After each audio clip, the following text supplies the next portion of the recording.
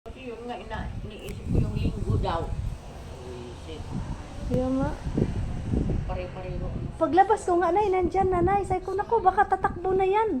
Dami akong Tapos, nagbugas pa ako. Mabuti na, doon sila nagtagal-tagal kunti, doon sa pagpili-pili nila ng kalakal. Kaya ang ginawa ko, takbo ako dito kay Rilin. Sabi ko, basura na. Dito ako na eh. Sabi ko, basura. Tapos, Yung boses mo kasi parang oo. Tapos, ako hindi ko nay, yun eh. nangatok man din ako dito sa kabila. Hindi mo sila. Kinatok mo na. Kasi, Wala na silang. kasi nagtanong kahapon eh, kung may basura daw. Nay, nagtanong kasi kahapon kung may basura dumaan. Sabi ko, wala. Ano, isang araw, mayroon. Wala na silang isisi dyan. Nasabi ang lang. 4 na sako yata yun, 3 na eh. Dami. Oh. Sayang ako talagang nanginayang ako kasi kaysa linggo pa, may pagitan pa bukas. Oo.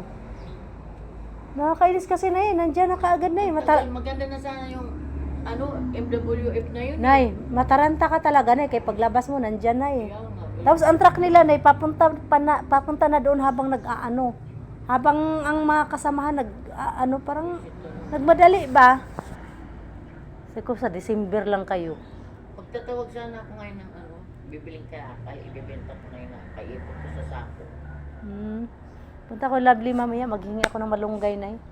Yung hibi na binili ko na eh, lagyan ko ng Oo. para masabaw-sabawan. Sibuyas lang yun eh. Para may sabaw naman si Rin mamaya. Kasi may okra na eh. Haluan ko lang okra.